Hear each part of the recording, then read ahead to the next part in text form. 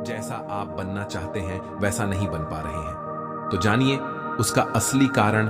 गौतम बुद्ध की कहानी से नमस्कार दोस्तों, आप सभी का हमारे चैनल लॉन्ग लाइफ मोटिवेशनल पर स्वागत है। दोस्तों, क्या आप जैसा बनना चाहते हैं वैसा नहीं बन पा रहे हैं, या जो आप चाहते हैं अगर वो नहीं हो रहा है, तो आज की यह कहानी आपके लिए ही है। दोस्तों, इस कहानी को ध्यान से अंत तक जरूर सुनना। दोस्तों, अगर आप इस कहानी को अंत तक ध्यान से सुनते हैं तो आपको इस कहानी से कुछ ऐसा सीखने को मिलने वाला है जो आपको आपकी लाइफ में बहुत काम आने वाला है। इसलिए इस कहानी को अंत तक अवश्य सुनें। लाइफ चेंजिंग गौतम बुद्ध की कहानी। दोस्तों, आज आपके पास जो कुछ भी है वो इसीलिए नहीं है कि आपकी किस्मत में इतना ही लिखा था या फिर आपकी किस्मत ही खराब है, बल्कि वो इसीलिए है क्योंकि आप इतना ही डिजर्व करते हैं। दोस्तों, यह प्रकृति बड़ी ही न्यायप्रिय है। यह उसे उतना ही देती है जितने का वह हकदार होता है। चाहे वह ज्ञान हो या धन, अभी आपके पास उतना ही है जितने का आप हकदार है। लेकिन अगर आपको इससे भी ज्यादा चाहिए तो आपको उसके काबिल बनना होगा। दोस्तों, ऐसा कौन सा गुण है जो आपको काबिल बनाता है? क्या आप उस गुण के बारे में जानना चाहते हैं? अगर आप जानना चाहते हैं तो आप गौतम बुद्ध के जीवन की इस कहानी को अंत तक ध्यान से जरूर से सुने। दोस्तों, इस कहानी को सिर्फ समझेगा मत, बल्कि इस कहानी को अपने भीतर उतर जाने दीजिए। तो बिना समय को गंवाए चलिए कहानी की शुरुआत करते हैं। गौतम बुद्ध के जीवन की शिक्षाप्रद कहानी जो आपका जीवन बदल देगी। दोस्तों, एक बार गौतम बुद्ध को एक सभा में भाषण करना था, और जब सभा का समय हुआ तब बुद्ध वहां आए और बिना कुछ बोले ही वहां से चले गए। तकरीबन 100 से भी ज्यादा लोग बुद्ध का उस सभा में इंतजार कर रहे थे, और बुद्ध के इस तरह के व्यवहार को देखकर सभी लोग बहुत चौंके, लेकिन किसी ने भी बुद्ध से कोई भी प्रश्न नहीं किया। दोस्तों, अगले दिन फिर से सभा का आयोजन हुआ, और दूसरे दिन सभा में लोगों की संख्या तकरीबन घट गई। इस बार तकरीबन 80 लोग सभा में बैठे हुए थे। बुद्ध सभा में आए, लेकिन इस बार भी बुद्ध ने वही किया, यानी बुद्ध इस बार भी आए और बिना कुछ बोले ही वहां से चले गए। लोग दोबारा से चौंके, लेकिन किसी ने भी बुद्ध से कोई प्रश्न नहीं किया। अगले दिन सभा का आयोजन फिर से किया, लेकिन इस बार सभा में लोगों की संख्या और घट गए। इस बार सभा में केवल 50 लोग ही आए हुए थे। बुद्ध सभा में फिर से आए और उन्होंने इधर उधर देखा और बिना कुछ बोले ही सभा से चले गए। उसके बाद कुछ लोग क्रोधित भी हुए क्योंकि लोगों ने अपना काम छोड़कर आए हुए थे, लेकिन किसी ने भी बुद्ध से कोई प्रश्न नहीं किया।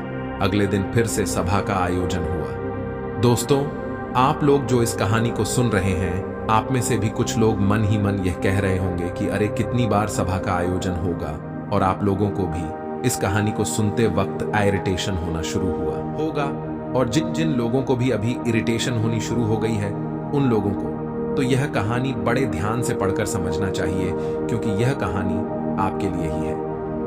अगले दिन फिर से सभा का आयोजन हुआ, लेकिन इस बार सभा की संख्या और ज्यादा घट गई थी, यानी इस बार सभा में सिर्फ 30 लोग ही थे। फिर उसके बाद बुद्ध सभा में आए, मुस्कुराए, और फिर से बुद्ध ने वही किया, यानी बिना कुछ बोले ही वहां से चले गए। इस बार भी लोग बहुत क्रोधित हुए, और इस बार लोगों ने पीछे से कुछ कहा भी और बड़बड़ाए भी, लेकिन बुद्ध ने उनके किसी भी प्रश्न का उत्तर नहीं दिया। दोस्तों, अगले दिन फिर से सभा का आयोजन हुआ, और इस बार लोगों की संख्या बहुत ज्यादा घट गई थी, यानी इस बार सभा में कुल मिलाकर 15 लोग ही आए हुए थे। इस बार भी बुद्ध सभा में आए, लेकिन इस बार बुद्ध अपना आसन ग्रहण कर लेते हैं। फिर बुद्ध बोले, और बुद्ध ने उन 15 लोगों को उपदेश दिया, और वे 15 लोग ही बुद्ध के भिक्षु बन गए। और आगे चलकर उन 15 लोगों ने ही बुद्ध के ज्ञान को अलग अलग दिशाओं में फैला दिया। फिर एक दिन बुद्ध से किसी ने पूछा कि बुद्धा, आप कई दिनों तक बिना बोले ही सभा से क्यों चले जाते थे? फिर बुद्ध कहते हैं कि मैं उन लोगों को खोज रहा था जो लायक थे, यानी कि पहले दिन 100 से भी ज्यादा लोग आए हुए थे, उसमें से ज्यादातर लोग सिर्फ आए हुए थे। उन्हें मेरे उपदेश से कोई भी मतलब नहीं था, वे बस आ गए थे। और उसमें से ज्यादातर लोग सिर्फ देखने और सुनने आए हुए थे कि सभा में क्या होता है।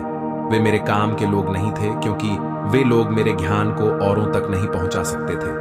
मुझे तो उन लोगों की खोज थी जो मेरे ज्ञान को जन जन तक पहुंचा सके। कई दिनों तक सभा से बिना बोले ही मैं इसीलिए चला गया, क्योंकि मैं यह देखना चाहता था कि वे कौन लोग हैं। जिनके भीतर वास्तव में प्यास है।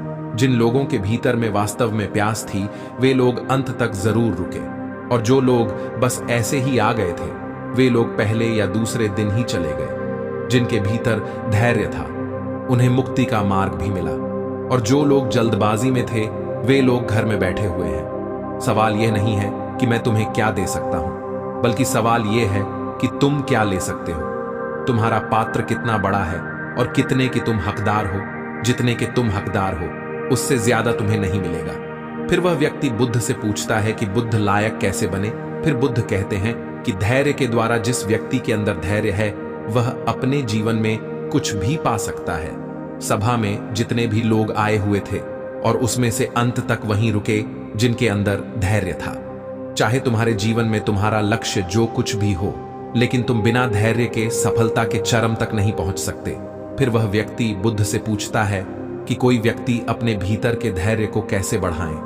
बुद्ध कहते हैं कि निरंतर अभ्यास के द्वारा हम अपने भीतर के धैर्य को बढ़ा सकते हैं। जैसे कोई व्यक्ति जब ध्यान करना शुरू कर देता है, तो उसका मन उसके सामने कई सारे अड़चने लाता है, लेकिन उसका धैर्य उसे एक दिन उसके लक्ष्य तक जरूर पहुंचा देता है। फिर वह व्यक्ति बुद्ध से कहता है कि मैं समझ गया।